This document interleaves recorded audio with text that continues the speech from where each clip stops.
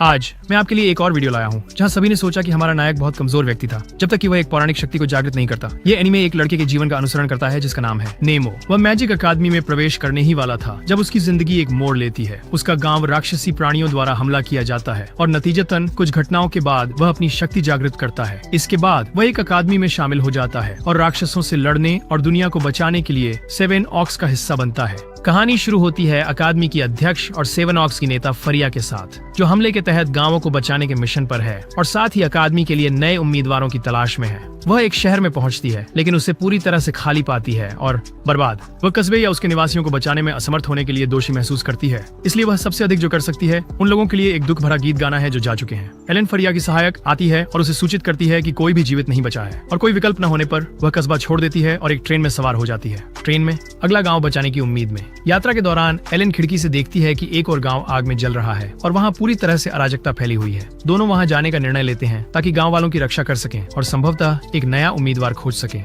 जब वे वहां पहुंचते हैं तो उनकी मुलाकात नीमो से होती है, जो एक भयानक दृश्य देखता है। भयानक प्राणी उनके गांव को तबाह कर रहे हैं, लोगों पर हमला कर उन्हें खाकर अपनी संख्या बढ़ा रहे हैं। जैसे ही वे देखते हैं कि जीव कैसे बढ़ते और निवासियों को निगलते हैं, नीमो हताशा में भागने की कोशिश करता है। वह स्टेशन की ओर भागता है और छिप जाता है, ये उम्मीद करते हुए कि एक ट्रेन आएगी और उसे दूर ले जाएगी। लेकिन दुर्भाग्यवश ट्रेन की जगह राक्षस प्रकट होते हैं। वह भागने की कोशिश करता है लेकिन जल्द ही वह खुद को राक्षसों से घिरा हुआ पाता है, जिससे उसे बाहर निकलने का कोई रास्ता नहीं मिलता।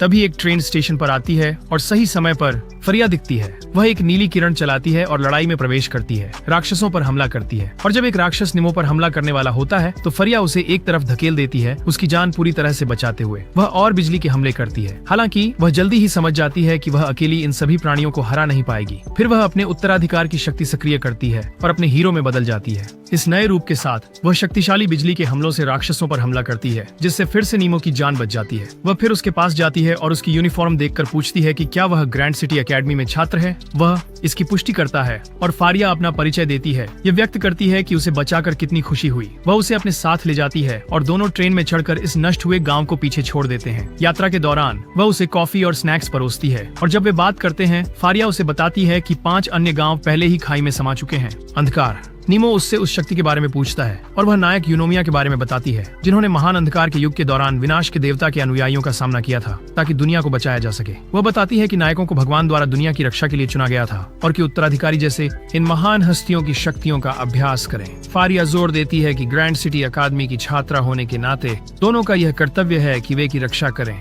दुनिया को उनसे बचाना है जो बुराई फैलाना चाहते हैं। बातचीत तब बाधित होती है जब एक बहुत बड़ा राक्षस ट्रेन पर हमला करता है, जिससे वह पटरी से उतर जाती है। फिर नीमो को घायल फरिया मिलती है और उसे एहसास होता है कि वह बदल गई है। उसे बचाने के लिए वीरांगना रूप में बदलती है। चोट के बावजूद फारिया खड़ी होती है और राक्षस का सामना करने के लिए तैयार हो जाती है। वह उस प्राणी पर हमला करती है और अपनी बिजली से जवाब देती है, लेकिन यह स्पष्ट है कि वह अपनी सीमा पर पहुंच गई है और अधिक नहीं कर सकती। लेकिन एक वीरांगना होने के नाते वह बलिदान देने का निर्णय लेती है और एक सुरक्षा कवच बनाती है और नीमो से कहती है कि वह एलन को अपने साथ ले जाए और भाग जाओ। हालांकि नीमो उसे अकेला छोड़ने से मना कर देता है और अचानक उसका ग्रैंड सिटी कार्ड चमकता है और उसके आश्चर्य के लिए वह उसे छूता है और एक रहस्यमयी बगीचे में पहुंच जाता है, जहां वह एक देवी की आवाज सुनता है, जिसे सेरेस। देवी उससे एक इच्छा पूछती है और नीमो ईमानदारी से अपनी इच्छा व्यक्त करता है कि उसके पास फारिया की रक्षा करने की शक्ति हो, यहाँ तक कि उसके लिए अपनी जान की भी कसम खाता है। सेरेस उसकी इच्छा पूरी करती है और उसका कार्ड बैगनी रंग में चमक उठता है। अचानक एक रहस्यमय आकृति प्रकट होती है उसके सामने, ये पहचानते हुए कि नीमो कुछ हद तक उसके जैसा है। जल्द ही नीमो को उत्तराधिकार की शक्तियां प्राप्त होती हैं और यह रहस्यमय व्यक्ति वह नायक है जो अपनी शक्ति उसे साझा करता है। इसके बाद वह पहले के दृश्य में वापस आ जाता है, जहां वह राक्षसी जीव को फारिया की बाधा को लगभग तोड़ते हुए देखता है। फिर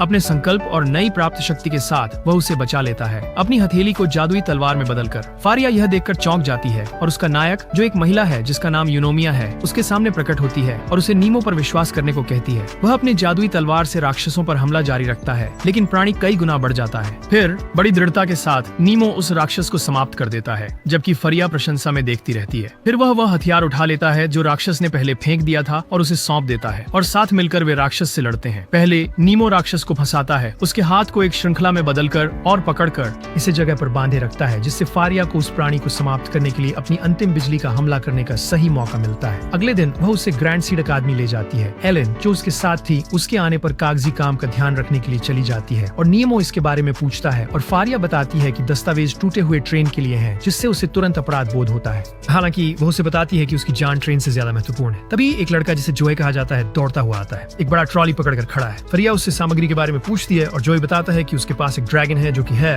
हराया। नेमो भ्रमित दिखता है तो फरिया जोई का परिचय कराती है, जो फेरी आइस के हीरो का उत्तराधिकारी है। वह गर्व से घोषणा करता है कि वह 7 शूरवीरों में सबसे मजबूत है। बाद में फरिया छात्र परिषद के साथ एक बैठक बुलाती है ताकि नेमो को उनसे परिचित करा सके। वह सदस्यों को यह कहकर चौंका देती है कि वह 7 के नए सदस्य हैं। घुड़सवार नेमो की 7 घुड़सवारों की श्रेणी में प्रविष्टि संदेह के साथ मिलती है और अन्य सदस्य अपनी चिंता व्यक्त करते हैं। हालांकि फरिया उसके साथ रहती है और उसे बताती है कि उसने उस नायक से कैसे संपर्क किया जिसने उसकी जान बचाई। वह सभी को बताती है कि ओनोमिया ने उसे उस पर विश्वास करने के लिए कहा और अन्य नेमो की अविश्वसनीय शक्तियां जो बिना किसी प्रकार के औपचारिक प्रशिक्षण के प्रकट हो गई हैं, इसलिए वे उसे 7 नाइट्स में शामिल होने देने के लिए सहमत हो जाते हैं। फरिया सुझाव देती है कि जॉय नेमो को अपने मार्गदर्शन में ले ले और उसे अकादमी से भी परिचित कराए। वे शुरू करते हैं और जॉय उसे 7 अश्वारोहियों के एक पूर्व सदस्य की प्रतिमा दिखाता है। समझाता है कि उन्होंने अपनी शक्तियां इन नायकों से प्राप्त की हैं और उन्हें इनका उपयोग लोगों को राक्षसों से बचाने के लिए करना चाहिए। नेमो चिंतनशील हो जाता है और ऐसे प्रश्न पूछना शुरू करता है जो बिल्कुल भी समझ में नहीं आते। फिर इससे पहले कि बातचीत बहुत दार्शनिक हो जाए और भारी हो रहा है, तभी एक लड़की उन्हें बीच में रोकती है। वह अपना परिचय सोफिशिया के रूप में कराती है, जिसे मैं सोफी कहूंगा। वह लाइब्रेरियन है और वह नीमो को अकादमी का इतिहास बताती है। वह समझाती है कि लाइब्रेरी में अतीत के नायकों की यादें होती हैं और छात्र नायकों के पत्रों के साथ अनुबंध बनाते हैं, लेकिन ये आमतौर पर कठोर प्रशिक्षण के बाद ही होता है। वह यह भी टिप्पणी करती है कि नीमो एक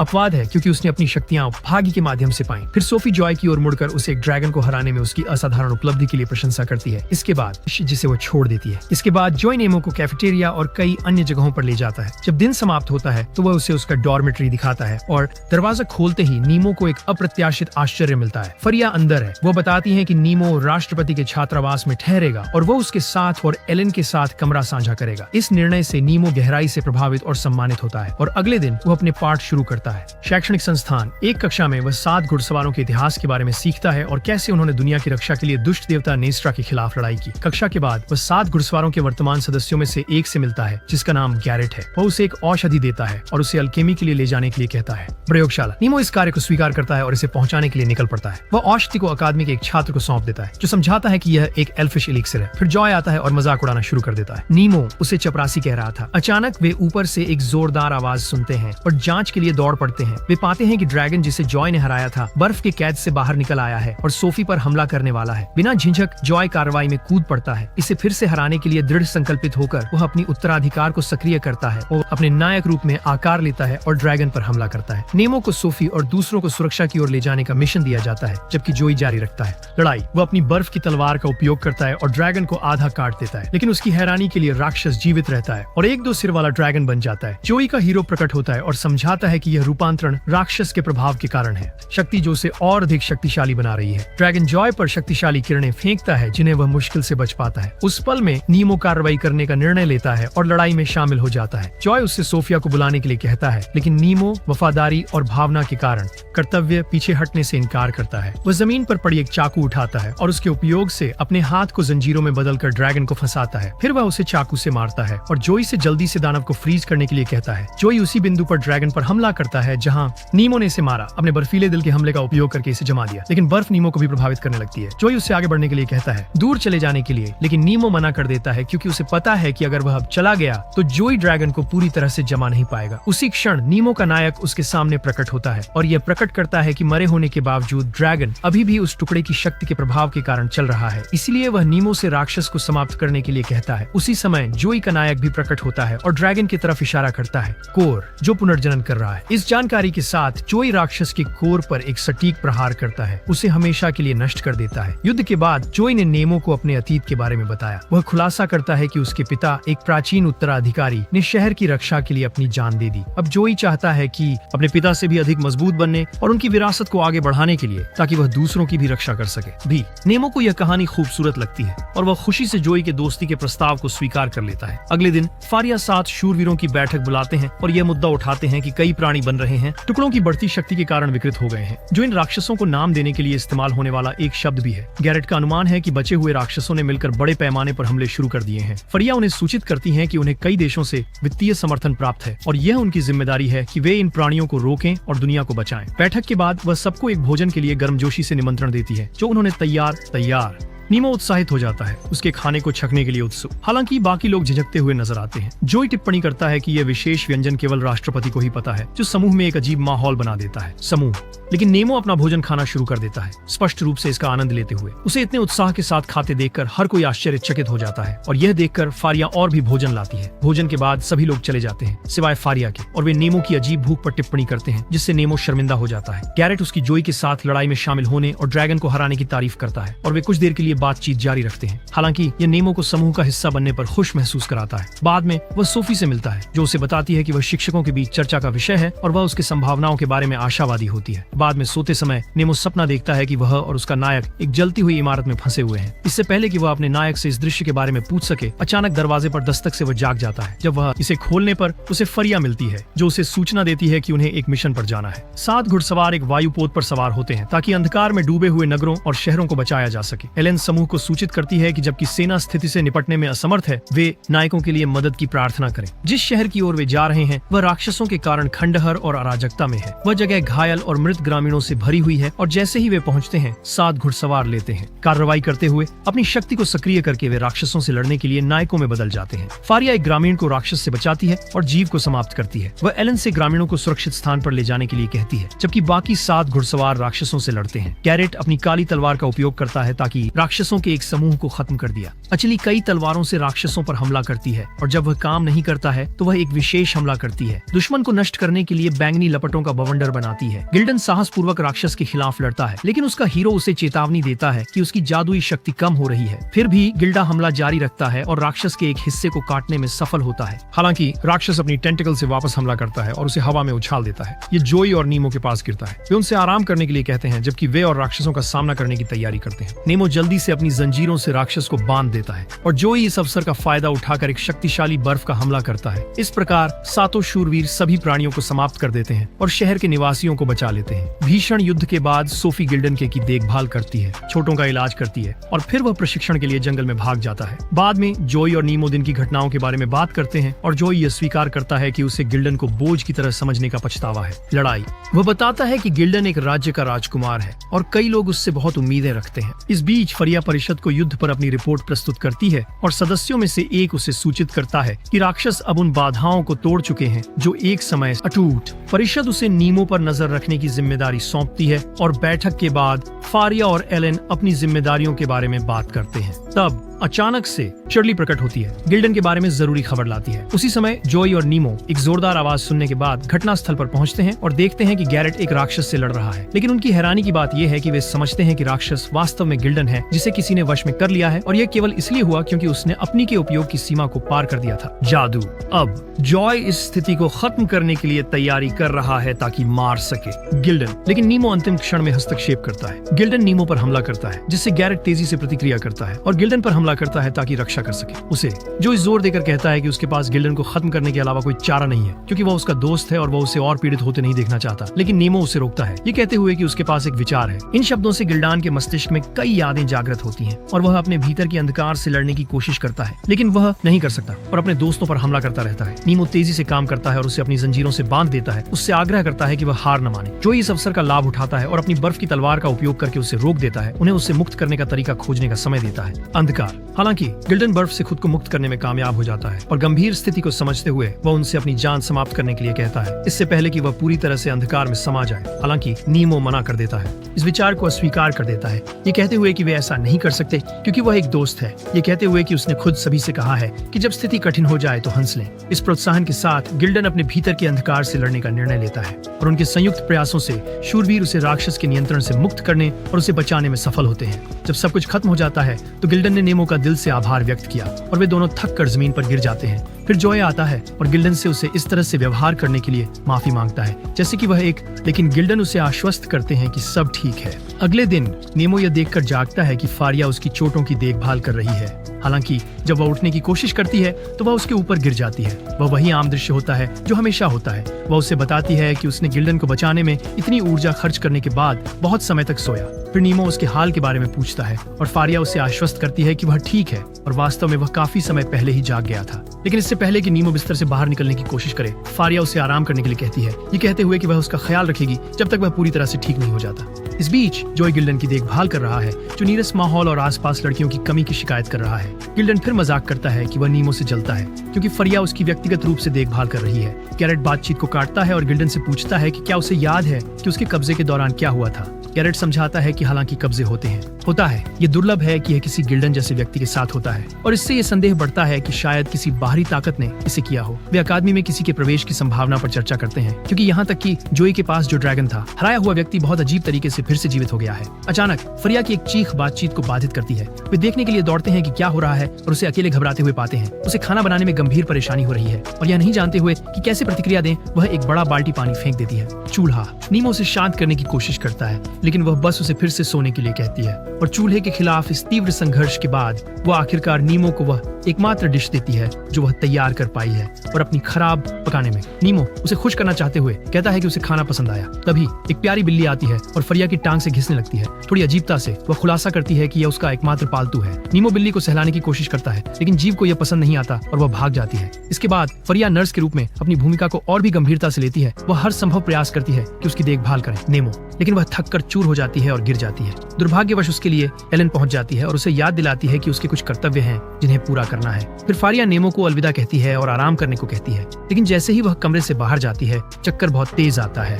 इसके बाद नीमो एलन से पूछता है कि फरिया उसके देखभाल में इतना समय क्यों बिता रही है जबकि वो बहुत थकी हुई है। एलन बस मुस्कुराती है और कहती है कि ये फरिया की प्रकृति है। वो फरिया के बारे में पूछता रहता है और एलन बताती है कि फरिया हमेशा से ऐसी रही है, सबको अपने हीरो शक्ति। एलन फिर उसे बताता है कि वह फारिया के लिए विशेष है क्योंकि वे अपने शहर का एकमात्र जीवित व्यक्ति है और राष्ट्रपति इस बात का अफसोस करते हैं कि पूरे शहर को बचा नहीं सके। बाद में फारिया और बच्चे नीमो से मिलने आते हैं। नीमो गिल्डन से पूछता है कि क्या वह ठीक हो गया है और वह कहता है कि वह ठीक है। फिर गिल्डन उसका मजाक उड़ाना शुरू करता है, उसे फरिया का पालतू कहता है। गैरेट फिर नीमो को एक बदबूदार पेस्ट देता है, इसे एल्व्स की उपचार औषधि बताता है। वे समय बिताने के लिए बात करते रहते हैं और कार्ड खेलते हैं। नीमो 3 बार लगातार हार जाता है, बन जाता है जोकर टोली का समूह। फिर उसके दोस्त मजाक में टिप्पणी करते हैं कि अगली बार उसे अपने हीरो से मदद मांगनी चाहिए। इससे नीमो अचानक उदास हो जाता है क्योंकि वह अपने हीरो से बात नहीं कर सकता। ये सुनकर वे हैरान हो जाते हैं और जो सुझाव देता है कि वह सोफी से कुछ प्रकार की सलाह ले। पुस्तकालय की कर्मचारी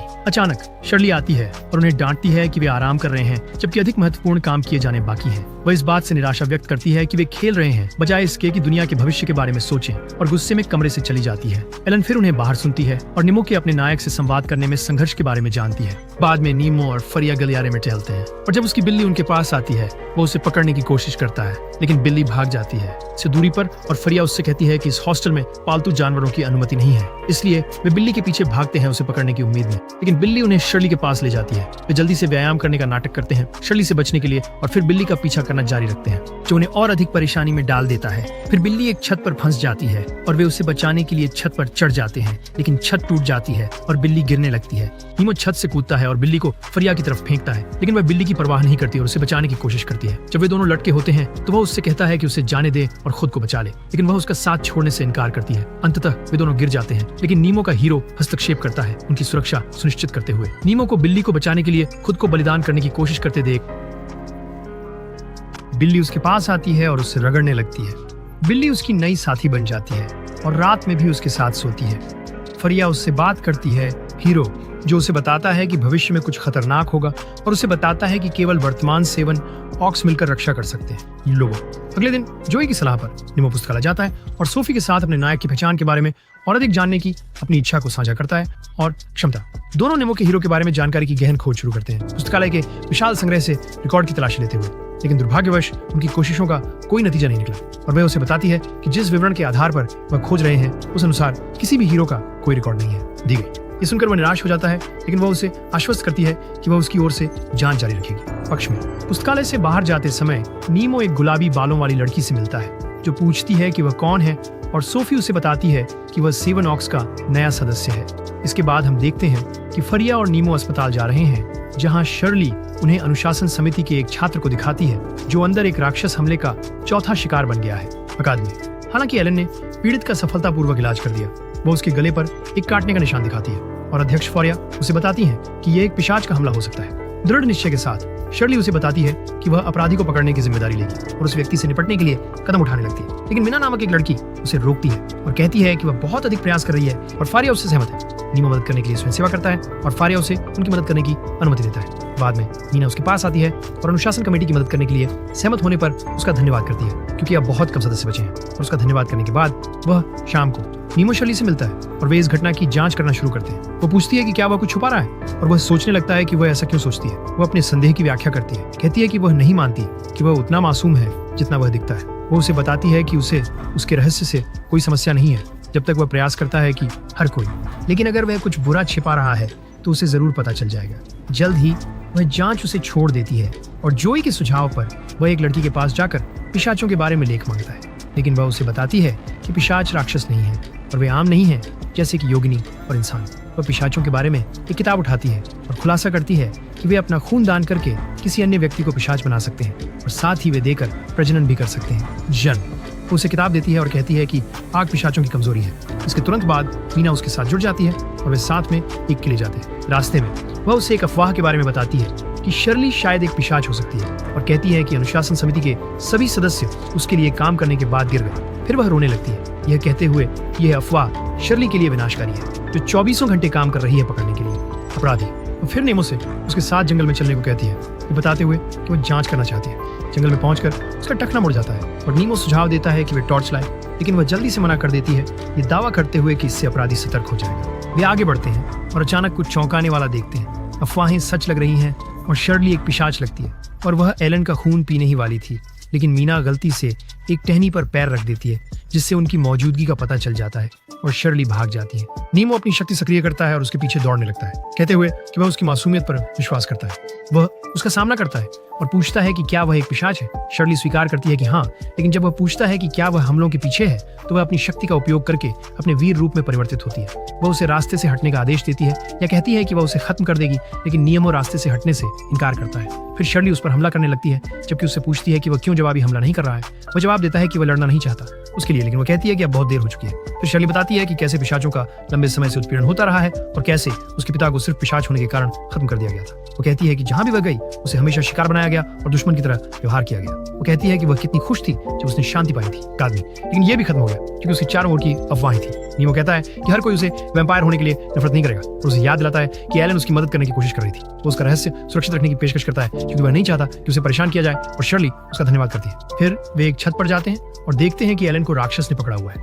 वे जीवों का पीछा करना शुरू करते हैं और यह निशान उन्हें मीना तक ले जाता है जो ये बताती है कि वह इन सभी घटनाओं के पीछे की मास्टरमाइंड है। ये सभी को स्पष्ट हो जाता है कि मीना भी एक वैम्पायर है और वे अनुशासन समिति के कई सदस्यों की मौत के लिए जिम्मेदार थी। ये सब शर्ली को फंसाने की योजना का हिस्सा था और अब मीना ने एलन को भी पकड़ लिया है। अपनी उंगलियां चटकाते ही मीना ने राक्षसों को नेमो पर हमला करने का आदेश दिया, लेकिन शर्ली बीच में आकर उनकी मदद करती है और उन्हें हराने में मदद करती है। मीना खुलासा करती है कि वह राक्षस के लिए काम कर रही है और शर्ली को प्रस्ताव देती है कि वे अंधेरे से भरी एक नई दुनिया को अपनाएं और एक ऐसे राज्य में जिए जहाँ पिशाच सद्भाव में रहते हैं। लेकिन शर्ली बिना झिझक इस प्रस्ताव को ठुकरा देती है, अपने दोस्तों और साथियों के प्रति अपनी निष्ठा को पुनः प्रकट करते हुए। फिर मीना अपनी प्रभावशाली गति से शर्ली पर हमला करती है और नेमो को जमीन पर फेंक देती है। वह उस पर कदम रखती है और अपनी विकृत दृष्टिकोण के बारे में बात करती रहती है। हालांकि जैसे ही वह जाने वाली होती है, नेमो उसे अपनी जंजीर से पकड़ने की कोशिश करता है, लेकिन मीना उसे जोर से दीवार के खिलाफ फेंक देती है। वे एक तीव्र लड़ाई में उलझ जाते हैं और नेमो उसकी हाथ काटने में कामयाब होता है। छिड़कर मीना अपनी कटी हुई हाथ को एक भयंकर जोर से बदल देती है और उस पर आगे हमले शुरू कर देती है। फिर एक साहसी कदम में शर्ली उसे आग के घेरे में लपेट देती है, जिससे वह पीछे हटने को मजबूर हो जाती है क्योंकि उसे आग से डर लगता है। फिर मीना कहती है कि राक्षसों की शक्ति से वह खुद को ठीक कर सकती है, इसलिए अब उसे शर्ली की आग से डर नहीं लगता। उसी समय अपने नायक के मार्गदर्शन से प्रेरित होकर नीमो अपनी असली शक्ति का उपयोग करता है और शर्ली से मीना को रिंग के अंदर फंसा देने के लिए कहता है। आग मीना उस पर कई हमले करती है, लेकिन शर्ली उसे बचाने आ जाती है और उसे अपने जलते हुए आग के घेरे में कैद करने में सफल रहती है। मीना चेतावनी देती है कि शर्ली भी जल जाएगी, लेकिन शर्ली का हीरो उसके सामने प्रकट होता है और उसे भरोसा दिलाता है। जब मीना अपने चारों ओर के राक्षसों से लड़ रही होती है, नीमो उस मौके का फायदा उठाकर उस पर हमला करता है। अपने हाथ को बंदूक में बदलकर निर्णायक गोली चलाता है, जो मीना के खतरे को हमेशा के लिए खत्म कर देता है। और अगले दिन मीना के बारे में सच जानने के बाद और उसके कमरे की तलाशी लेने पर गैरेट को पता चलता है कि वह प्राचीन खंडहरों की जांच कर रही थी। पुस्तकालय। वह अपनी शोध में सोफी के साथ गहराई से जुड़ जाते हैं, जो एक महत्वपूर्ण जानकारी खोजती है। पुराने पुस्तकालय के पूर्व लाइब्रेरियन, जिनका नाम जानूस था, ने भी राक्षसों का साथ दिया और ओनोमिया द्वारा मारे गए। सोफी ये खुलासा करती है कि अफवाहें हैं कि जानूस ने मरने से पहले एक अभिशाप छोड़ा था, मर गया। शाप का प्रभाव अज्ञात है, लेकिन ये किसी न किसी तरह से अकादमी की प्रतिष्ठा को प्रभावित करता है। गैरेट पुस्तकालय से निकलता है और अल्केमी कक्षा की एक लड़की, जिसका नाम क्लेयर है, उसे पुराने के बारे में कुछ सामग्री लाती है। पुस्तकालय, जिसे उसने पहले अनुरोध किया था, वह उसे मदद के लिए धन्यवाद देता है और कुछ कहने से पहले ही वह चला जाता है। कुछ दिनों बाद नीमो और फरिया अगले स्कूल उत्सव के बारे में बात करते हैं। फरिया एक दरवाजा खोलने की कोशिश करती है, लेकिन ये बंद है। अचानक क्लेयर उनके साथ जुड़ती है और अपने रसायन के कौशल से दरवाजा खोलती है। कुछ मिनट बाद वे साथ में कॉफी पीते हैं और क्लेयर अपने भावनाओं के बारे में बात करने लगती है। गैरेट। क्लेयर खुद शर्मिंदा होकर बताती है कि गैरेट ने एक बार उसे राक्षसों से बचाया था, जिससे वह पूरी तरह से उन पर फिदा हो गई, उसके प्यार में पड़ गई। उसके बाद वे प्यार के बारे में बात करना जारी रखते हैं और क्लेयर दुखी होकर कहती है कि वह अगले त्योहार पर पार्टनर डांस के लिए गैरेट को पूछना चाहती थी, लेकिन उसे डर है कि अस्वीकृत। लड़कियां उसे प्रोत्साहित करती हैं, कहती हैं कि शायद भविष्य में उसे यह अवसर न मिले, और वह सहमत होती है। कहती है कि वह उससे नृत्य के लिए पूछेगी, और फिर वह फारिया से पूछती है कि क्या उसने पहले ही त्योहार के लिए नृत्य साथी चुन लिया है। और फारिया की नजरें क्षण भर के लिए नीमो पर पड़ती हैं, जिससे क्लेयर जल्दी से इसे यह संकेत मान लेती है कि नीमो फारिया की पसंद हो सकता है। इस बातचीत के बाद हम नीमो को जाते हुए देखते हैं। जॉय। वो अपने डांस पार्टनर के बारे में पूछता है, लेकिन गिल्डन अचानक खुलासा करता है कि जॉय के सोफी के लिए भावनाएं हैं और उसे चिढ़ाने लगता है। गिल्डन फिर गर्व से लड़कियों से मिले अपने कई प्रस्तावों का खुलासा करता है और कहता है कि उनमें से सिर्फ एक को चुनना हो सकता है, मुश्किल। फिर वो निमो से पूछता है कि उसके और फारिया के बीच चीजें कैसी चल रही हैं, लेकिन निमो, जो बेवकूफ है, जो वे समझाने की कोशिश कर रहे हैं, उसे नहीं समझता। तभी शर्ली उनके पास आती है और निमो से उसके डांस पार्टनर बनने को कहती है, जो गिल्डन और जॉय को हैरान कर देता है। वे पूछते हैं कि उसके और शर्ली के बीच क्या चल रहा है, और वह याद करता है जब शर्ली ने उनके रसदार मांस का आनंद लिया था। इसलिए वह अपने दोस्तों से कहता है कि ये एक गुप्त। बाद में फरिया 7 नाइट्स के सदस्यों के साथ एक बैठक आयोजित करती है और वे स्कूल उत्सव कार्यक्रम के लिए विचार चर्चा करते हैं। गिल्डन का एक बेतुका विचार है कि सब लोग एक में नग्न हो जाएं। शर्ली इस विचार को अस्वीकार करती है। फिर जो एक टूर्नामेंट का सुझाव देता है, जिससे गैरेट गुस्से में आ जाता है और वह वहां से चला जाता है, ये कहते हुए कि वे लापरवाही से व्यवहार कर रहे हैं, क्योंकि उन्होंने अभी तक राक्षसों को हराने के कोई सुराग नहीं जुटाए हैं, और इस बुरी ऊर्जा को समाप्त करें जो दुनिया को परेशान कर रही है। शर्ली हालांकि उसे बताती है कि यह सिर्फ आराम करने का समय है, लेकिन वह असहमत है और चला जाता है। बाहर क्लेरी उसके पास आती है, पुराने पुस्तकालय पर उसके शोध में मदद करने की इच्छा व्यक्त करती है। गैरेट असमंजस में है और उसे बताता है कि वह बदले में कुछ नहीं दे सकता, लेकिन वह अड़ी रहती है और एक समझौते का प्रस्ताव देती है। वह गैरेट के उसके डांस बनने के बदले अपनी मदद की पेशकश करती है, साथी बन जाए, और वह स्वीकार कर लेता है। तो उत्सव कई स्टॉलों के साथ शुरू होता है, जो बिक्री के लिए विभिन्न चीजें प्रस्तुत करते हैं, और एक कठपुतली शो होता है जो पुरानी लाइब्रेरी के जलने और श्राप देने का प्रतिनिधित्व करता है। हर कोई अच्छा समय बिता रहा है, सिवाय जॉय के, जो दुखी है क्योंकि उसने उस टूर्नामेंट के बारे में नहीं सुना है जिसका वह चाहता था। इसके बजाय उसे कैफेटेरिया में काम करने के लिए मजबूर किया गया है, और गिल्डन उससे शिकायत बंद करने और छात्रों को केक और अन्य मिठाइयां परोसने के लिए कहता है। गैरेट को वेटर बनने के लिए मजबूर किया जाता है और शर्ली को मजबूर किया जाता है कि वह पकाने के लिए। वह रसोई से बाहर आती है और मदद मांगती है। फरिया उसकी मदद करने वाली थी, लेकिन जॉय ने हस्तक्षेप किया और स्वयं सेवा की। नेमो खुश है कि हर कोई मजे कर रहा है और कोई झगड़ा नहीं हो रहा। हालांकि जल्दी ही वह ध्यान का केंद्र बन जाता है, क्योंकि फरिया और शर्ली उसकी डांस पार्टनर बनने के लिए होड़ कर रही हैं। वह पूछता है कि क्या वह उन्हें दोनों, लेकिन वे दृढ़ता से नहीं कहते हैं और उससे कहते हैं कि वह उनमें से केवल एक को चुने। तभी जैसे ही भाग्य होता है, गिल्डन उसे बताता है कि सोफी उसकी मदद मांग रही है। निमो इस अजीब स्थिति से बाहर निकलने का मौका लेता है, सोफी से संक्षेप में मिलता है और वह समारोहों के बारे में पूछती है, और वह कहता है कि सब कुछ अच्छी तरह से चल रहा है। अचानक वे प्रेम के स्वभाव के बारे में चर्चा शुरू कर देते हैं, और वह उसे बताती है कि लोग अपने भावनाओं को व्यक्त करने के विभिन्न तरीके होते हैं। वह उसे अपनी ज्ञान देती है और वह उससे पूछता है कि उसे शर्ली या फरिया को चुनना चाहिए, लेकिन यह उत्तर उसे खुद से प्राप्त करना होगा। उसके बाद वे अन्य लड़कों के साथ उत्सव में शामिल हो जाते हैं और वे उसे चिढ़ाने लगते हैं, क्योंकि उसे भी एक प्रस्ताव मिला है। फारिया। बाद में नीमो शर्ली से मिलने जाता है और पूछता है कि क्या वह वास्तव में एलन को डांस के लिए पूछने की चाहती है। शर्ली इसे स्वीकार करती है और कहती है कि उसने उसे एलन को उकसाने के लिए इस्तेमाल किया, क्योंकि एलन अपने भावनाओं को व्यक्त करने में हिचकिचा रही थी और सच्चे दिल से माफी मांगती है। नीमो उसे प्रोत्साहित करता है कि वह एलन के पास जाकर उसे डांस के लिए पूछे। इस बीच क्लेरी पुरानी लाइब्रेरी के खंडहरों में एक सुराग की खोज में निकलती है, जो उसे जांच में मदद कर सके, ताकि वह उसके नृत्य साथी बन सके। अचानक वह गिर जाती है और एक चौंकाने वाली खोज करती है। जिस कमरे में वह गिरी वह पुराना और खंडहर जैसा दिखता है। पुस्तकें हर जगह बिखरी हुई हैं। वो एक दरवाजा खोजती है और अपनी रसायन विद्या की शक्तियों से उसे खोलकर अंदर जाती है। त्योहार में नीमो शर्ली के साथ एक बालकनी पर शामिल होता है और उसके साथ अपने प्यार के नजरिए को साझा करता है और यह उसे एलन को अपना डांस पार्टनर बनने के लिए कहने की प्रेरणा देता है। बॉल में हर कोई खुशी से नृत्य कर रहा है। मजा। नीमो फरिया के साथ अजीब तरीके से नाचता है जबकि शर्ली एलन के साथ नाचती है, जो अपनी साथी न पाने पर नाखुश है, और गिल्डन खुशी से अकेले नाचता है। गैरेट क्लैरी का धैर्यपूर्वक इंतजार करता है, उम्मीद है कि वह जल्द ही वापस आएगी, लेकिन वास्तव में वह पुराने पुस्तकालय के नीचे है जब उसने गलती से गुप्त कमरे की खोज की। वह कमरे का निरीक्षण करती है और देखती है कि एक विशाल किताब मेज पर चमक रही है। वह सावधानी से उसके पास जाती है और सोचती है कि क्या किताब के अंदर कुछ बंद है। जब वह इसे छूती है तो वह एक चीख निकालती है, और इस बीच महोत्सव में गैरेट अभी भी उसका इंतजार कर रहा है और सोच रहा है कि कहीं क्लैरी नहीं आ रही है। तभी उसकी हैरानी के लिए वह बॉल में पहुंच जाती है और वह चिंतित होकर पूछता है कि वह कहाँ थी, लेकिन क्लैरी कहती है कि उसे निश्चित नहीं है और उसके पास अपनी जांच के लिए कोई सुराग न मिलने के लिए माफी मांगती है। गैरेट उसे बताता है कि सब ठीक है और उससे नृत्य करने के लिए कहता है, तो वे खुशी से साथ नृत्य करते हैं। वह उसे बताती है कि वह आखिरकार उसके साथ होने के लिए खुश है और वह पुराने पुस्तकालय के बारे में कुछ कहने ही वाली थी। तभी गैरेट देखता है कि उसकी गर्दन बैंगनी हो रही है। फिर उसकी दहशत के लिए क्लैरी एक भयावह परिवर्तन से गुजरती है। एक बैंगनी क्रिस्टल में बदल जाती है जो टूट जाता है और गैरेट बिना समझे कि क्या हुआ है निराशा में चला जाता है। अगले दिन हर कोई क्लैरी के अंतिम संस्कार पर है, उनकी निंदा करते हुए, जिसे अकादमी में एक उदास माहौल लाती है। कुछ लड़के उसके बारे में गपशप करने लगते हैं, मृत्यु ये कहते हुए कि यह पुरानी लाइब्रेरी के श्राप के कारण है, और अनुमान लगाते हैं कि क्या गैरेट की अनुपस्थिति का इससे कोई संबंध है। शर्ली उन्हें ऐसे घूरती है कि वे चुप हो जाते हैं। हर कोई अपनी संवेदनाएं व्यक्त करता है और शांत रहता है। चुप्पी छाई हुई है। नीमो देखता है कि गैरेट एक पेड़ के पीछे अकेला है और उसके पास जाता है। फिर गैरेट कबूल करता है कि उसने लाभ प्राप्त करने के लिए क्लैरी के स्नेह को हेरफेर किया और उसे पुराने पुस्तकालय में अपने लिए देखने के लिए मजबूर किया। गैरेट वादा करता है कि वह हत्यारे का पीछा करेगा, कहता है कि यह क्लैरी के लिए सबसे कम कर सकता है, और फिर चली जाती है। बाद में फरिया और एलन समिति के एक सदस्य से मिलते हैं जो उन्हें बॉरबटी से बढ़ते खतरे के बारे में बताता है। ज्वालामुखी। फरिया को याद है कि उसके नायक नोमिया ने पहले ही उस जगह पर राक्षसों से लड़ाई लड़ी थी, और एक छोटा गाइड उन्हें बताता है कि उसने एक बड़े पैमाने पर भूमिगत सुविधा पाई है। वे एक मानचित्र दिखाते हैं जिसमें उन स्थानों को चिन्हित किया गया है जहां अब तक राक्षसों ने हमला किया है, और सभी ये स्थान जादुई शक्तियों को भेजते हैं। ज्वालामुखी। फिर वे फरिया को चेतावनी देते हैं कि 7 नायकों को राक्षसों के खतरे को जल्दी से हराना होगा, इससे पहले कि कुछ और भी बुरा होता है। समिति के प्रमुख फरिया को सूचित करते हैं कि राक्षसों का नेता भूमिगत सुविधा के अंदर है। फरिया हिचकिचाती है और उन्हें बताती है कि बिना तैयारी के इन राक्षसों पर हमला करना सबसे अच्छा विचार नहीं हो सकता। वे उसे बताते हैं कि उनके पास कोई विकल्प नहीं है और हाल की दुखद घटनाओं के बारे में बताते हैं जो 7 शूरवीरों के सदस्यों पर बीती हैं, ये बताते हुए कि उनका दुश्मन अंदर है, अकादमी।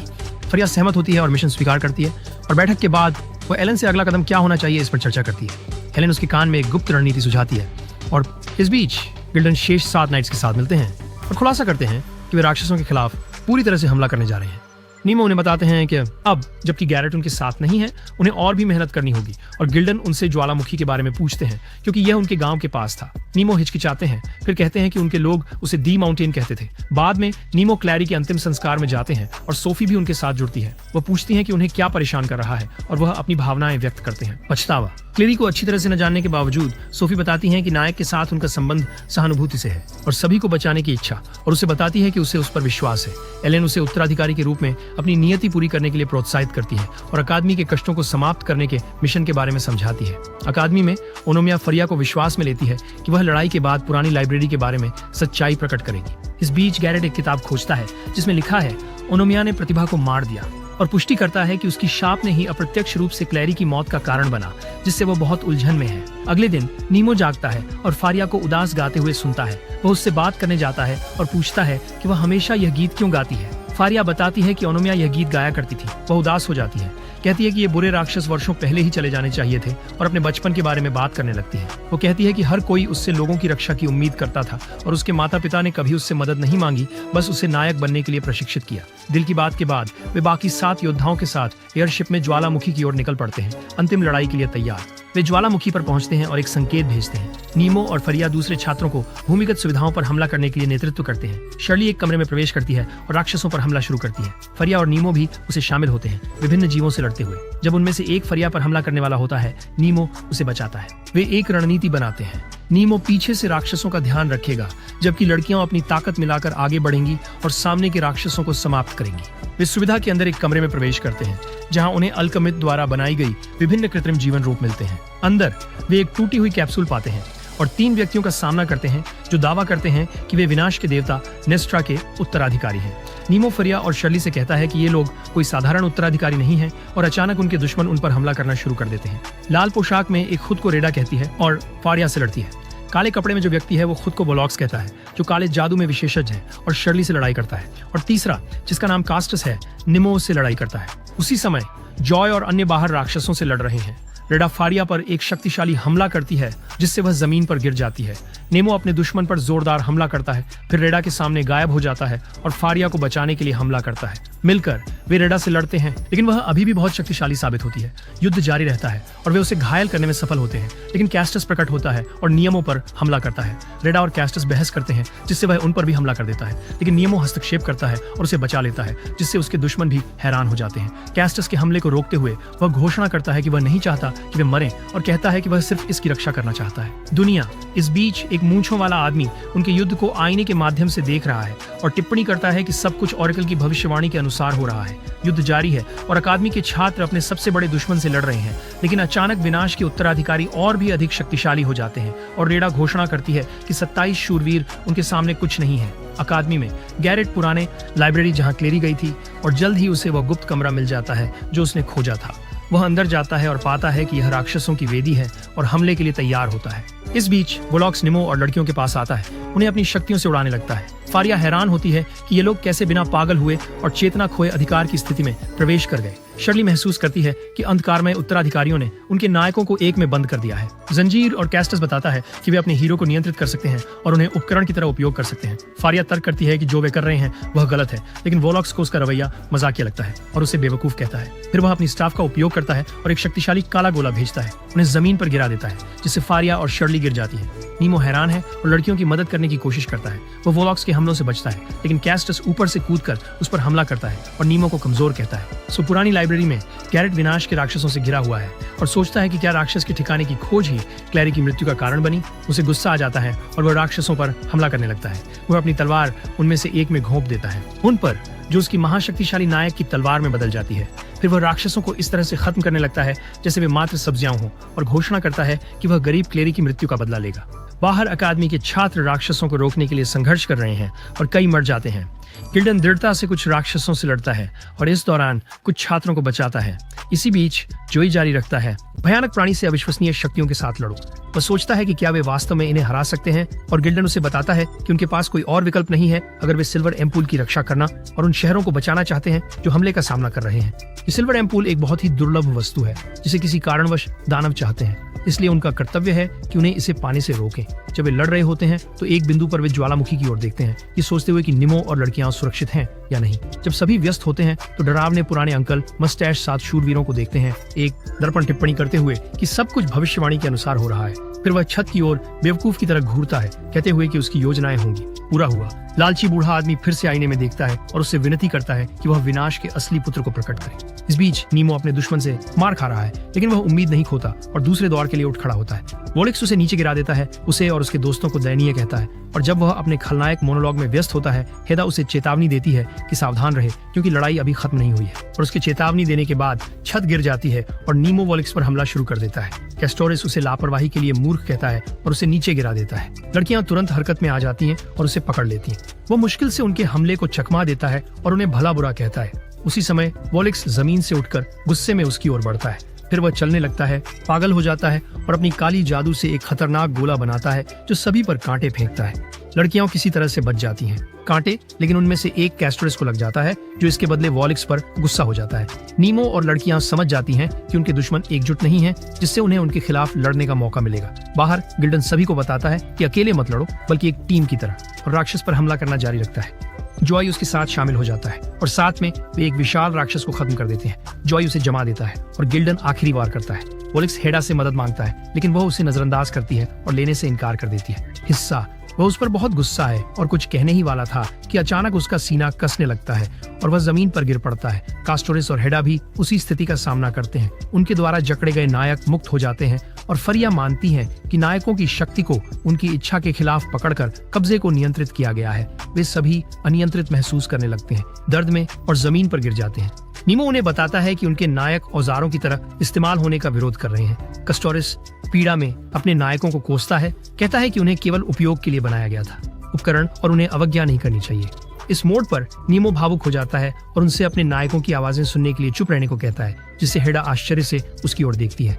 वो आगे कहता है कि उन्हें डरना नहीं चाहिए और उन्हें अपने दिल खोलने की जरूरत है। कास्टोरिस उन्हें नीमो के गधे की बात सुनने के लिए कहता है और दावा करता है कि वे विनाश के देवता के चुने हुए हैं। जब वह नीमो पर हमला करने के लिए आगे बढ़ता है तो शर्ली जल्दी से रास्ते में आ जाती है और उस पर हमला करती है।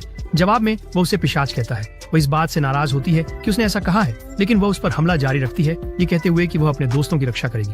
फिर वह तलवार से अपनी फीनिक्स हमला शुरू करती है और वह जलने लगता है और फिर पूरी तरह से टुकड़ों में बिखर जाता है। फरिया शर्ली से पूछती है कि उसका मतलब क्या है, जब उसने कहा कि वह साधारण नहीं है, मानव है, लेकिन वह कहती है कि वे ये बातचीत बाद में कर सकते हैं और हेडा की ओर इशारा करती है, कहती है कि उन्हें अभी उसका ध्यान रखना होगा। शर्ली उससे पूछती है कि वह क्या करने वाली है, क्योंकि वह एकमात्र दुश्मन है जो पागल नहीं हुई है। इस बीच पुराने पुस्तकालय में गैरेट लड़ाई जारी रखता है। वह प्राणियों के हमले से बचता है और चौंक जाता है जब कोई उसकी मदद करता है। वह मुड़ता है और देखता है कि सोफी ने उसकी मदद की। वह उससे कहती है कि उन्हें उस जगह के खिलाफ मिलकर लड़ना होगा और वह सहमत होती है। युद्ध में शर्ली हेडा से कहती है कि वे उस पर हमला करने वाले हैं, लेकिन नीमो हस्तक्षेप करता है और शर्ली और फरिया को मंदिर जाने के लिए कहता है। शर्ली उससे पूछती है कि क्या यह वाकई एक समझदारी भरा निर्णय है, लेकिन वह उसे चिंता न करने के लिए कहता है और बस उसकी बात सुनो। फरिया उससे सहमत है, कहती है कि उनका मुख्य ध्यान राक्षस की योजना को जल्द से जल्द रोकने पर होना चाहिए। वह उसे धन्यवाद देती है, लेकिन उसे सावधान रहने की चेतावनी देती है और फिर मंदिर की ओर बढ़ जाती है। फिर वह लड़की की ओर मुड़कर कहता है कि वह उसकी बहन जैसी है, जिससे वह हैरान हो जाती है। फिर वह कहती है कि वह उसकी तरह चुना गया है और फिर उससे पूछती है कि उसने इसे क्यों निकाला और 7 घुड़सवारों से क्यों जुड़ गया, और वह उस पर हमला करने लगती है। वह उससे कहता है कि वह सिर्फ अपनी जिंदगी जीना चाहता था और उसे भी ऐसा करने के लिए मनाने की कोशिश करता है। इस बीच शर्ली और फरिया अमिस को खोजने और चांदी की बालू घड़ी को नष्ट करने की उसकी बुरी योजना को रोकने के लिए मंदिर की ओर दौड़ रहे हैं। शर्ली जॉय और गिल्डन के लिए अपनी चिंता व्यक्त करती है, क्योंकि उन्हें अनुष्ठान स्थल की रक्षा करनी है। इस बीच नेमो अभी भी लड़कियों के हमले से बचने में व्यस्त है और अधिक विकल्प न होने के कारण वह भी पलटवार करता है। अब दोनों समान स्तर पर लगते हैं और वह उसे बताती है कि वह बहुत अच्छा है, लेकिन वह अपने दोस्तों को इसका श्रेय देता है कि उन्होंने उसे मजबूत बनने में मदद की, और यह उसे दुखी करता है। और वह उससे कहती है कि नकली उत्तराधिकारी जैसे उनके पास दोस्ती की विलासिता नहीं है। वह उससे पूछता है कि क्या वह वास्तव में एम्स के शब्दों पर विश्वास करती है, और वह जवाब देती है कि उसके पास और कोई विकल्प नहीं है सिवाय इसके कि वह फिर से हमला करे, और वह अपनी जगह बनाए रखने के लिए संघर्ष करता है, क्योंकि वह यह जाहिर करती है कि वह अपनी शक्ति को बाहर निकालने में असमर्थ है। जायन हीरो वह इस हमले से बच जाता है और उससे कहता है कि राक्षस के साथ शामिल होने का यह कोई कारण नहीं है, लेकिन फिर वह उसे किक मारता है, उसे जमीन पर गिराकर और नियंत्रण वापस पाकर। वह हमला करता है जब उसकी दृष्टि धुंधली हो जाती है और वह सोचती है कि क्या यह उसका अंत होगा। जब वह अर्धचेतन होती है तो उसे एक आवाज सुनाई देती है जो उसे बताती है कि वह जीवित बचेगी, और जब आवाज उसे लड़ने के लिए कहती है तो वह अपने छोटे रूप को अपनी वीरांगना, जिसे आयरीन कहा जाता है, द्वारा जागने की कल्पना करती है। वह विशाल शक्ति के साथ जागती है। उसका पूरा शरीर सुनहरी लपटों में घिरा हुआ है। नीमो उससे पूछता है कि क्या उसने अपने हीरो की आवाज सुनी है, और वह उसे बताती है कि अगर उसने अपने हीरो की आवाज सुनी है तो इसका मतलब है कि उसका हीरो उसकी इच्छाएं पूरी करने के लिए तैयार है। और जैसे ही वह यह कह रहा होता है, नीमो का हीरो उसके पास प्रकट होता है। रेडा जमीन पर घुटनों के बल बैठ जाती हैं और कहती हैं कि अब उन्हें यह पता लगाना होगा कि एम्स की असली मंशा क्या है, ताकि समझा जा सके कि उन्हें क्यों बनाया गया था। वह अपना हाथ बढ़ाता है और उससे उसके साथ चलने को कहता है।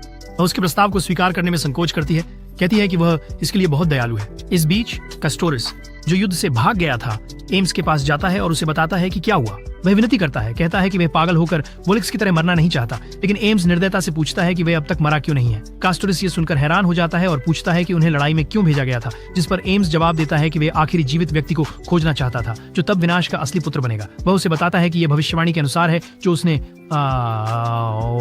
बनाया, लेकिन उन तीनों में से कोई भी असली विनाश का पुत्र नहीं लगता। फिर वह आईने में देखता है, कहते हुए कि यह व्यक्ति जल्द ही उसके पीछे आएगा। कास्टोरिस उसे देखते हैं। आतंक और एम्स आगे कहते हैं कि वे केवल एक छोटे समय के लिए कब्जा की स्थिति में रह सकते हैं, इससे पहले कि वे पागल हो जाएं। फिर वह छत से विशाल चमकदार कांटे बुलाता है। कांटे कास्टोरिस को भेद देते हैं और वह पूरी तरह से जमीन पर गिर जाता है मृत। शीला और फरिया जल्दी से दृश्य पर पहुंचते हैं और उसे चुनौती देते हैं। वह उन्हें बताता है कि उसने अभी अभी भविष्यवाणी प्राप्त की है और लड़कियों को धमकाता है, ये कहते हुए कि वे भी उसी भाग्य का सामना करेंगी और विनाश के पुत्र के लिए बलि बनेंगी। सारा बदलती है और अतीत में हम देखते हैं कि एलन को निर्देश दिया जा रहा है कि वह एक के साथ तालमेल बैठाए लड़की, लेकिन एलन उदास है और कहती है कि लड़की एक दुर्घटना के कारण जल्द मर जाएगी।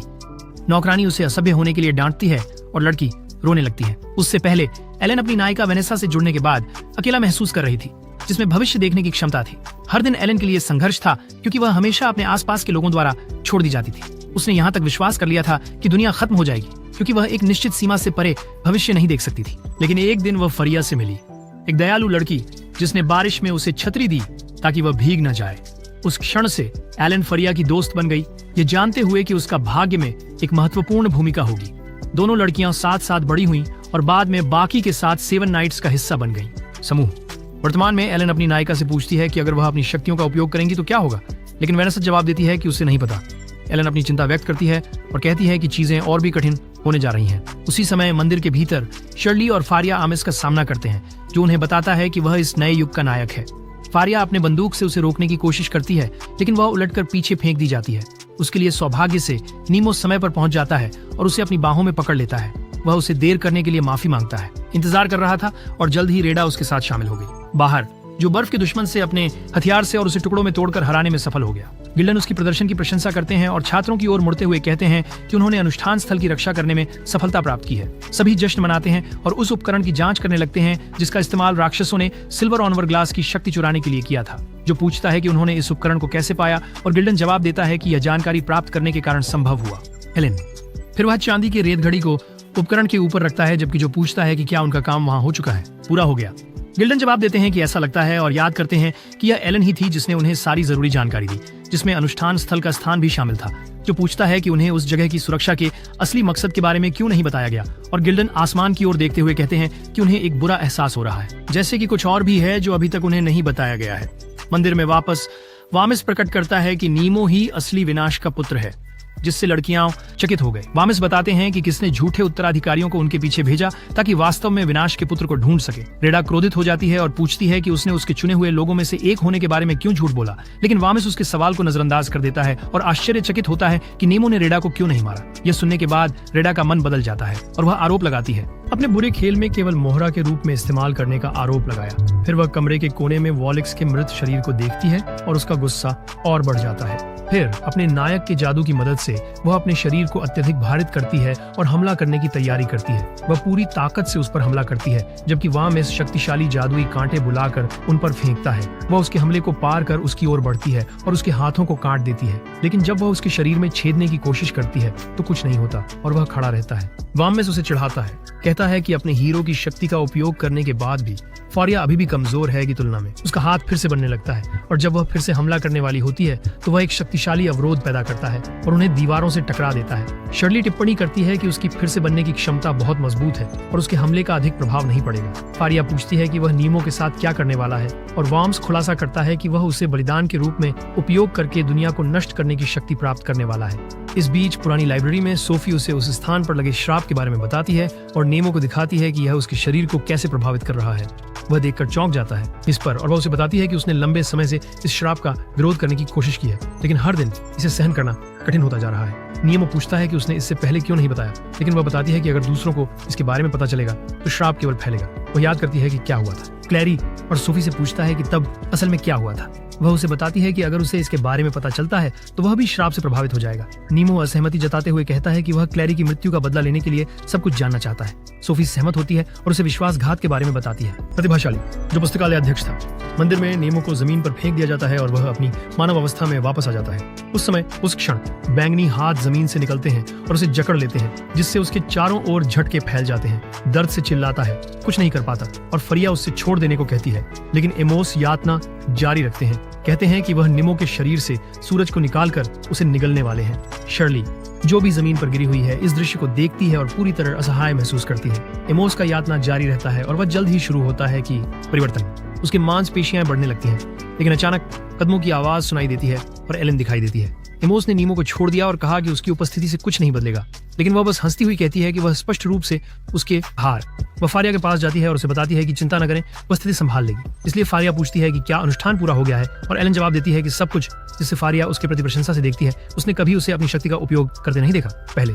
फिर एलन एमोस के सामने खड़ी होती है, जो आश्चर्य से उसे देखता है, और उसकी नायिका वेनेसा उसके बगल में प्रकट होती है और वे लड़ाई के लिए तैयार होते हैं।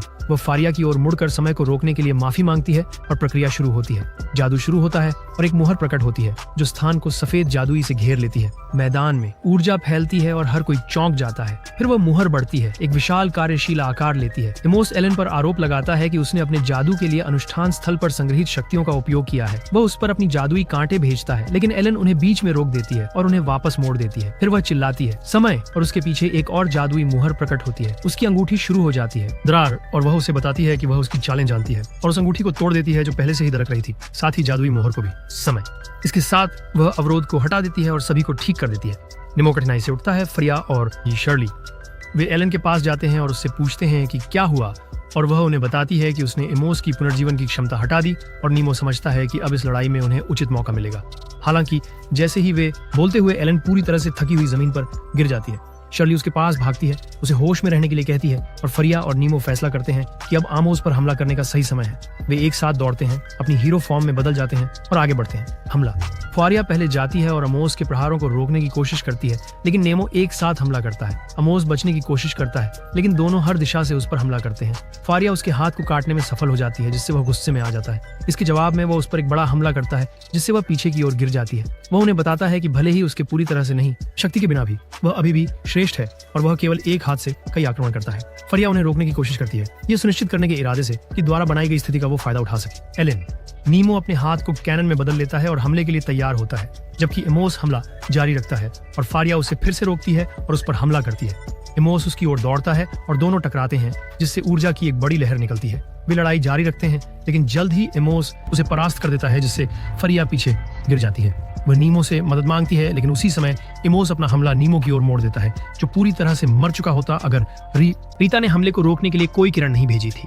फारिया नीमो से तुरंत लड़ाई खत्म करने के लिए कहती है और वह सहमत होकर अपने हैंड कैनन से एक शक्तिशाली हमला करता है। एमोस पलटवार करने की कोशिश करता है, लेकिन इसका कोई फायदा नहीं होता और नीमो का हमला केवल बढ़ता ही जाता है। वह खुद अपने हमले की शक्ति से हैरान है, जबकि एमोस संघर्ष कर रहे हैं। जमीन पर उसकी शक्ति इतनी बढ़ जाती है कि दुश्मन प्रतिक्रिया नहीं कर सकते और इसलिए एमोस गिर जाता है। अब नीमो अपनी शक्ति को नियंत्रित करने के लिए संघर्ष कर रहा है और इमारत दरारें करने लगती है और शक्ति इतनी विशाल है कि यह बाहर तक पहुंच जाती है, जिससे हर कोई आश्चर्य में देखता है और इसी तरह वे अंततः एमोस को हराते हैं और नेमो इतनी मेहनत करने के बाद जमीन पर गिर जाता है थका हुआ। लेकिन इस बार फरिया उसे उठाने के लिए वहां है। वह फरिया से पूछता है कि क्या इसका मतलब है कि उनकी राक्षसों के खिलाफ लड़ाई भी खत्म हो गई है, और वह हाँ कहती है और पूछती है कि क्या वह ठीक है। नीमो उसे चिंता नहीं करने के लिए कहता है और वे मिलकर उन क्रिस्टलों को देखते हैं जो उसने अमोस पर हमला करते समय बनाए थे। अचानक छत हिलने लगती है और एलन जाग जाती है, ये कहते हुए कि मंदिर जल्द ही गिर जाएगा। एलन सबको वहां से बाहर निकलने को कहती है और रेटा बाहर निकलने के लिए दौड़ती है और खुलने पर वह कहती है कि वह अब जा रही है क्योंकि वह 7 हॉर्समैन द्वारा पीटी नहीं जाना चाहती।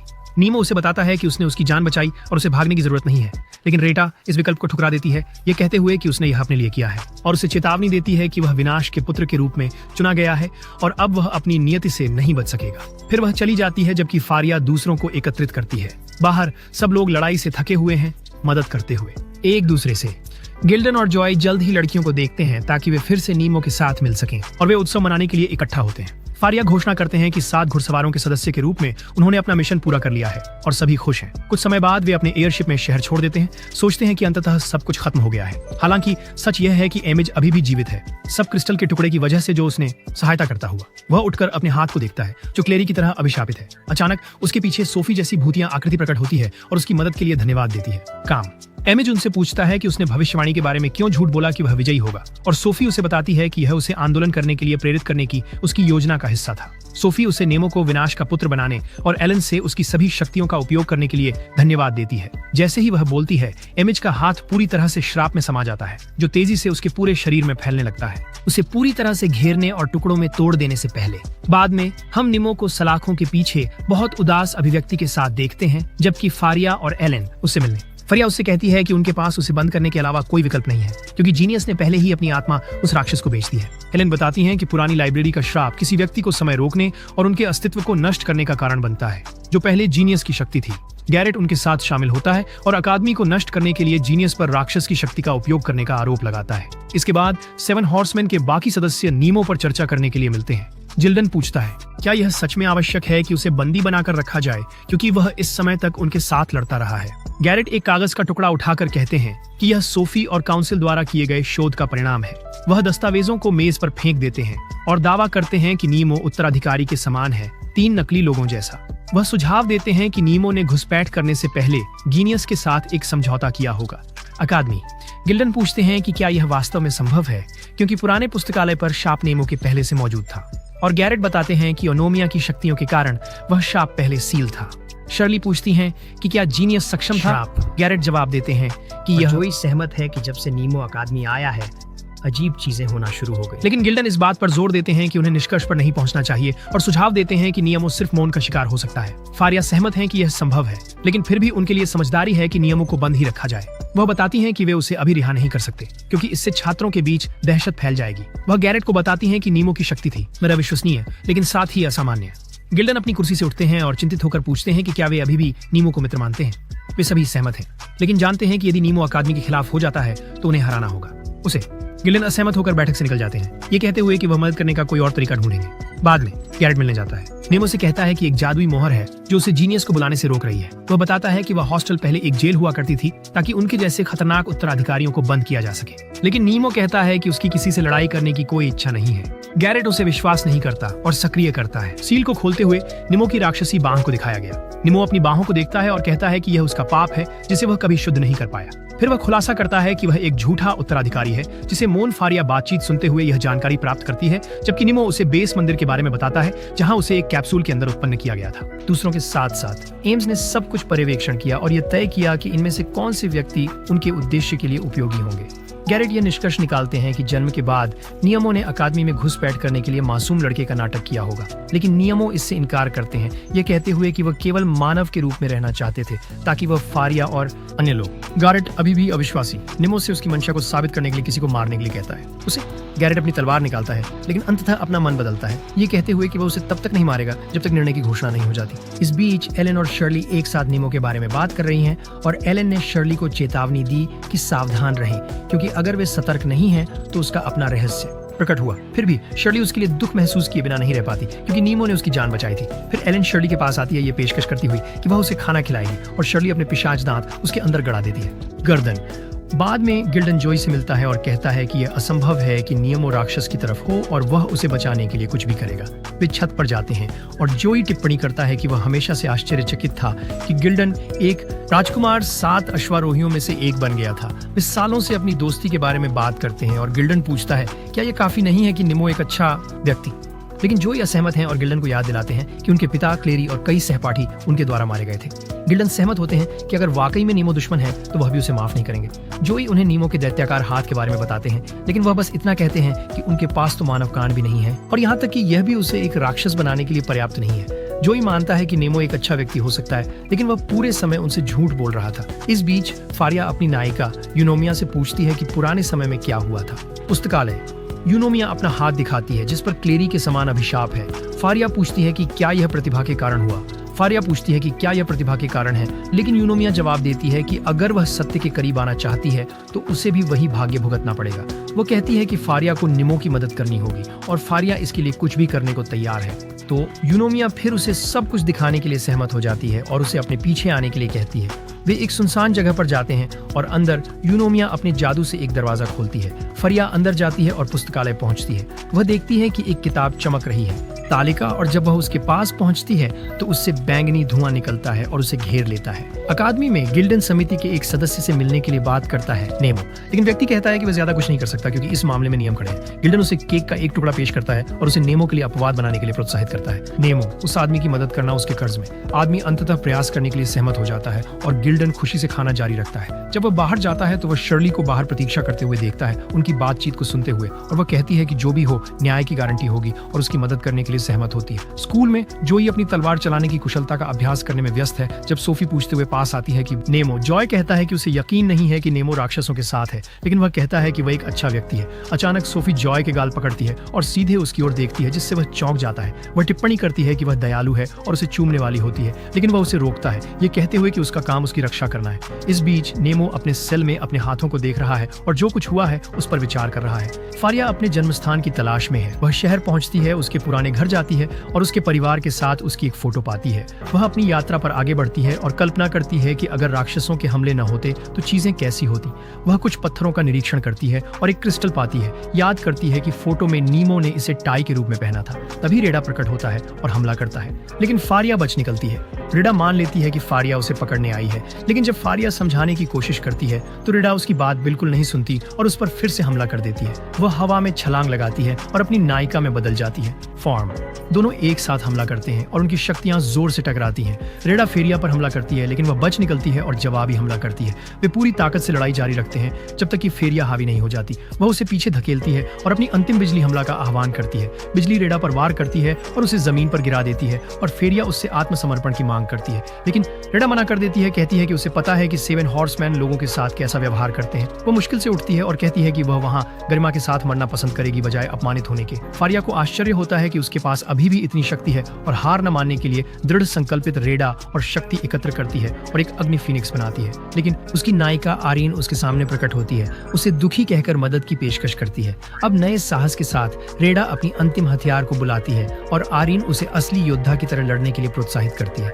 यह आग का बवंडर बनाता है और फारिया पर हमला करता है, जो इसे नियंत्रित करने की कोशिश करती है। इस बीच अकादमी में नीमो को उसके मुकदमे की सुनवाई के लिए ले जाया जाता है। गैरेट उससे पूछता है कि क्या उसके पास कुछ कहने के लिए है, लेकिन नीमो बस माफी मांगता है और कहता है कि उसे कुछ नहीं पता। और गैरेट मांग करता है कि क्योंकि नीमो कबूल नहीं कर रहा है, कोर्ट को उसे फांसी देनी चाहिए ताकि श्राप फैलने से रोका जा सके। सोफी और जोई सहमत हैं, कहते हुए कि उनके पास कोई और विकल्प नहीं है। स्कूल के प्रिंसिपल उसे मृत्युदंड देने वाले थे। जब गिल्डन और शर्ली वहां पहुंचते हैं और मुकदमे को रोकने की मांग करते हैं, वे निदेशक के पास जाते हैं और शर्ली उन्हें सरकार का एक आदेश दिखाती है जो कहता है कि निष्पादन के लिए अभी बहुत जल्दी है, क्योंकि अभी भी ठोस सबूत। गिल्डन इस बात पर जोर देते हैं कि उन्हें साम्राज्य के नियमों की अवहेलना नहीं करनी चाहिए और यह कि उन्हें इस मामले की ओर जांच करनी होगी। हालांकि सोफी कहती है कि इस पर चर्चा करने में अब बहुत देर हो चुकी है, ये बताते हुए कि नीमो की फांसी अटल है। वह इस निर्णय की पूरी जिम्मेदारी लेती है और गार्डों को जगह को घेरने का आदेश देती है। जोई और गैरेट थोड़े अधीनस्थ लगते हैं और कुछ अन्य लोगों के साथ वे समूह को घेर लो। सौभाग्य से फारिया ठीक समय पर पहुंचती है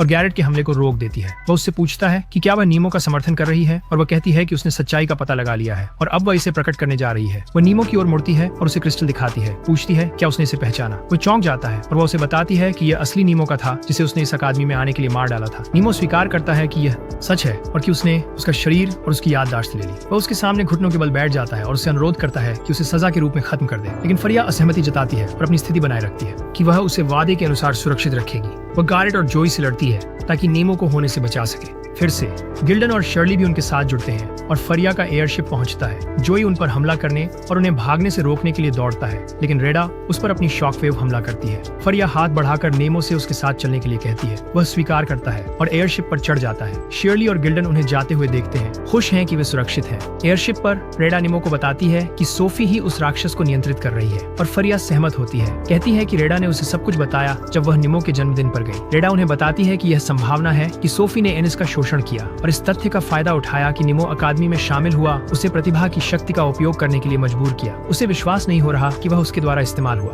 पुरानी लाइब्रेरी पर लगी मुहर को अनजाने में तोड़ने और अभिशाप को फिर से लाने के लिए। रेडा बताती है उसे बताया कि एनिस के खिलाफ उसने जो अंतिम हमला किया था वह श्राप की मुहर खोलने का कारण था। और जैसे ही वे बात कर रहे होते हैं, बिजली विमान से टकरा जाती है और नेमो गिरने ही वाला होता है, लेकिन फारिया उसे जल्दी से पकड़ लेती है। वे बालकनी पर जाते हैं और देखते हैं कि तीव्र रोशनी के नीचे एक बैंगनी ऊर्जा आसमान में उठ रही है। इस बीच गैरेट अन्य छात्रों के साथ अकादमी में फैल रही विशाल जादुई शक्ति की जांच कर रहा है। उन्हें खतरे के बारे में एक लाल चेतावनी मिलती है और उनमें से एक चेतावनी देता है कि 60 घंटों के भीतर अकादमी के चारों ओर रक्षात्मक जादुई क्षेत्र ढह जाएगा और दुनिया का अंत हो जाएगा। शर्ली गैरेट से पूछती है कि वह कहाँ जा रहा है, लेकिन वह कहता है कि वह अब और कुछ नहीं कर सकता और वह निमो को खत्म करने का तरीका खोज लेगा। कुछ छात्र चक्रवात के कारण मुहर ढाने से रोकने की कोशिश करते हैं, जबकि गिल्डन, शर्ली और जोई मिलकर स्थिति पर चर्चा करते हैं। शर्ली उससे कहती है कि वह जानना चाहती है, सच्चाई पर विश्वास करें और अपने दोस्तों पर भरोसा करें। हालांकि जॉय उसे बताता है कि गिन्यू की शक्ति संभवतः दुनिया को नष्ट कर सकती है और गुस्सा हो जाता है। कहता है कि उन्हें नीमो को ढूंढना होगा और उसे खत्म करना होगा। इस बीच गैरेट सोफी से मिलने लाइब्रेरी में जाता है और उससे अधिक शक्ति की मांग करता है ताकि वह नियमों को नष्ट कर सके। एयरशिप पर नीमो आग के पास गर्म होने के लिए बैठता है और फारिया उसके पास शामिल हो जाती है,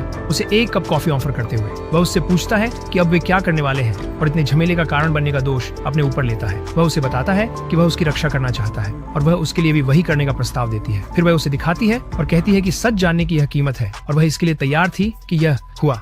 वह उसे बताती है कि पहले वह कर्तव्य की भावना से उसकी रक्षा करना चाहती थी, लेकिन अब उसके पास ऐसा करने के अन्य कारण हैं, और यह भी प्रकट करती है कि उसे भी आनंद आता है उसके साथ रहना। वह उससे उसके कर्तव्य के बारे में पूछता है, और वह उसे बताती है कि बचपन से ही उसे इस दुनिया की रक्षा करने और सारी जिम्मेदारी उठाने के लिए पाला गया था। उसने हमेशा अपने कर्तव्य को ईमानदारी से पूरा किया और कभी अन्य चीजों के बारे में नहीं सोचा, लेकिन जब वह उससे मिली तो वह बदल गया। वो उसे बताता है कि वह भी उसके लिए वैसा ही महसूस करता है, और वे एक दूसरे का समर्थन करने के लिए सहमत हो जाते हैं। वह अपना हाथ बढ़ाती है और कहती है कि उन्हें अकादमी जाना चाहिए और सोफी की बुराई को रोकना चाहिए। पुस्तकालय में सोफी अपनी योजना की शुरुआत करती है और गैरेट को एक राक्षस में बदल देती है। उसे अपनी माँ की बात मानने के लिए अच्छा लड़का कहती है। इसी बीच एलेन अपनी नायिका वनेसा के साथ है और वे मिलकर एक शक्तिशाली सिलौ बनाती है। एलेन को उस समय की याद आती है जब उसने फारिया से मुलाकात की थी, और वह महसूस करने की कोशिश करती है ये जानकर कि आगे क्या होने वाला है। जादुई बवंडर बढ़ता रहता है और फारिया, नीमो और रेडा एयरशिप से कूदते हैं, अकादमी तक पहुंचते हैं और अकादमी के मैदान में दौड़ते हैं। वे शर्ली, गिल्डन और जॉय से मिलते हैं, जो मांग करते हैं कि नीमो को सौंप दिया जाए। जॉय उस पर हमला करने वाला होता है, लेकिन रेडा बीच में आ जाती है और हमले को रोकने के लिए अपने हथियारों में से एक फेंकती है। वो पहले उस पर हमला करने का फैसला करता है, लेकिन वह अपनी जगह पर डटी रहती है और प्रहार को रोकती है। वह नीमो से कहती है कि वह चले जाए क्योंकि उनके पास ज्यादा समय नहीं है, और वह माना फरिया को पकड़कर भाग जाती है। शर्ली और गिल्डन उनका पीछा करने की कोशिश करते हैं, लेकिन रेडा अपने हमलों से उन्हें रोक देती है।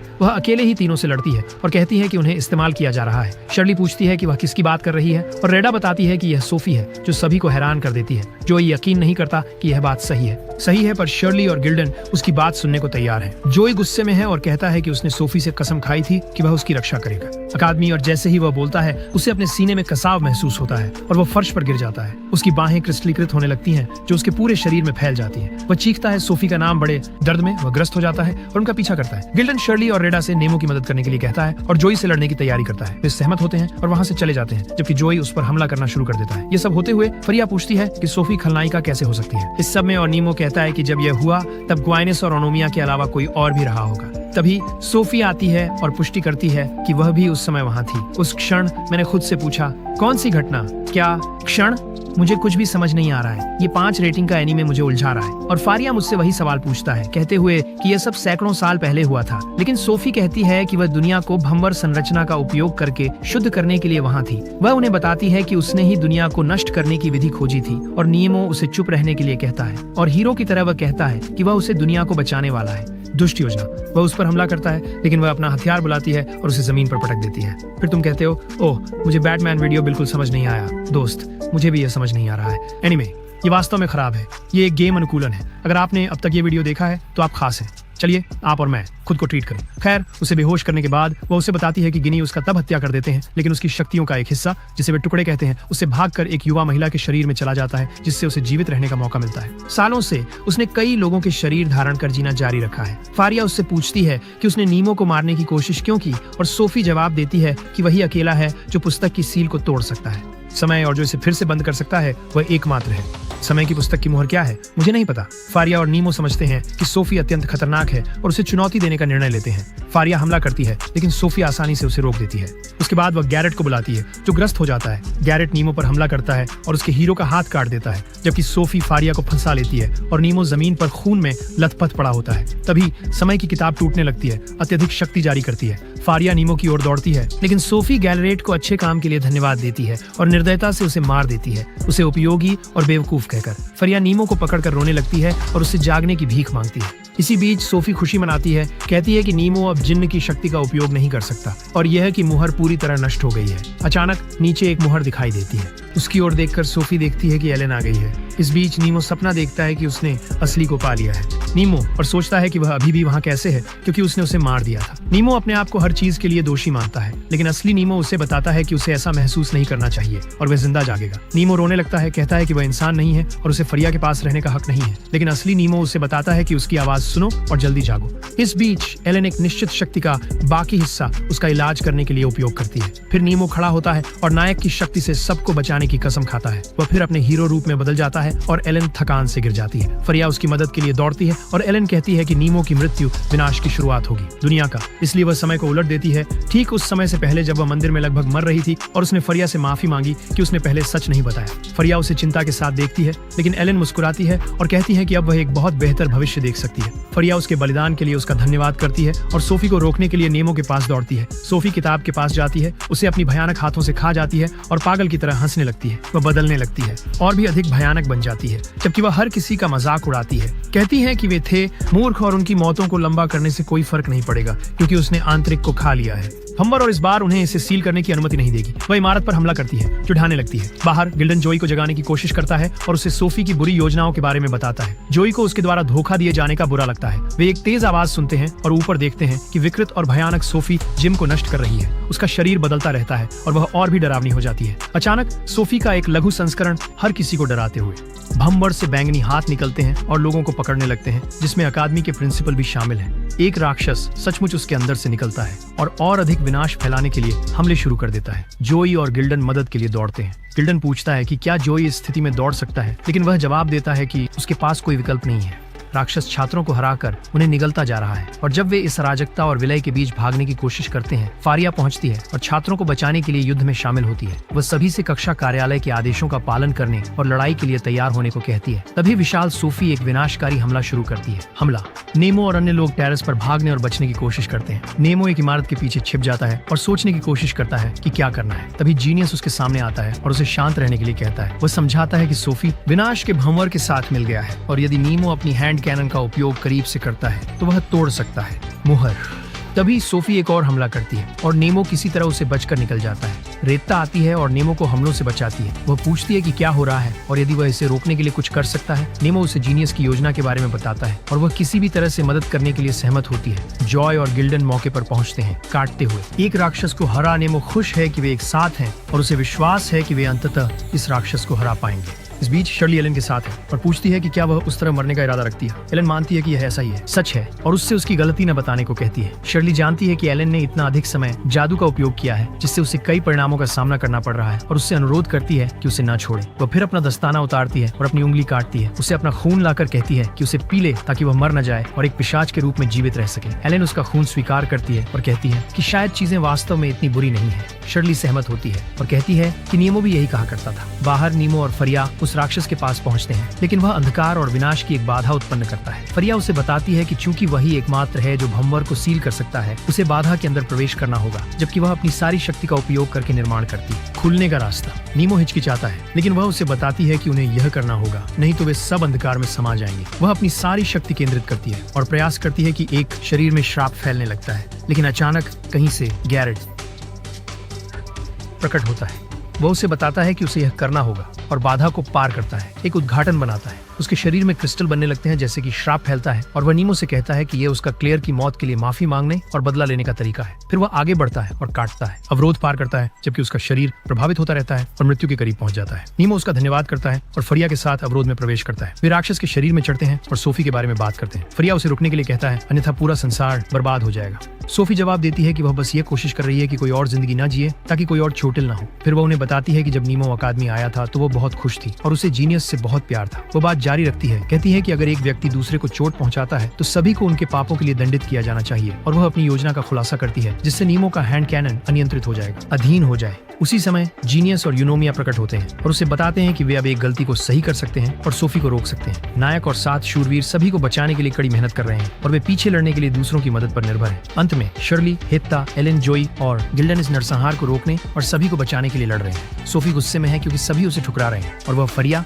और नीमो पर हमला करना शुरू कर देती है। वे उसके हमलों से बचते हैं और उसके खिलाफ आगे बढ़ते हैं। नीमो अपनी ब्लेड वाली हाथों से उसे मारने की कोशिश करता है, लेकिन वह खुद को बचाती है। वह उससे दूर छलांग लगाता है जब उसके अंदर से टेंटिकल निकलकर उसे पकड़ने की कोशिश करते हैं। वह उन्हें एक एक करके काट देता है और फारिया के पास आकर खड़ा हो जाता है। सोफी खुद को ढक लेती है और राक्षस की शरीर के अंदर गायब हो जाती है और अचानक राक्षस के मांस से बड़े ब्लॉक उभरकर उन पर हमला करते हैं। नेमो हमला चकमा देते हुए दौड़ता रहता है और फिर हवा में छलांग लगाता है। वह सोफी का चेहरा देखता है और फरिया से कहता है कि उसके पीछे जाओ। वह राक्षस पर प्रहार करती है, उसे तोड़ते हुए टुकड़ों में, और नीमो उसके बगल में उतरता है, लेकिन वह और अधिक टेंटिकल्स बनाने के लिए पुनर्जीवित होता है और सोफी उनमें से एक से बाहर आती है। वे उसके हमलों से बचते हुए दौड़ने लगते हैं, लेकिन वह उनके खिलाफ और अधिक टेंटिकल्स भेजती है। वे दौड़ते हुए हर चीज को काटते जाते हैं जो वे कर सकते हैं। फारिया लगभग राक्षस के शरीर से गिर जाती है, लेकिन नीमो उसे पकड़ लेता है और आकाश में छलांग लगाता है। फारिया के साथ एक हाथ में नमो अपनी हाथ तोप का उपयोग करते हुए एक शक्तिशाली हमला करते हैं। फरिया भी अपनी शक्ति देती है और मिलकर वे अपने सबसे मजबूत हमलों में से एक को जारी करते हैं। सोफी अपने हमले से जवाब देने की कोशिश करती है और दोनों शक्तियां टकराती हैं, जो अविश्वसनीय बल पैदा करती हैं। सब लोग इस दृश्य को देखते हैं और नमो और फरिया की सफलता के लिए जयकार कर रहे हैं। दुर्भाग्यवश वे सोफी के हमलों पर काबू पा लेते हैं और उसके राक्षस के शरीर को नष्ट कर देते हैं। इसके बाद नीमो जमीन पर गिर जाता है। अब उसके पास उसका हीरो रूप नहीं है और वह सांस ले रहा है। हाँ,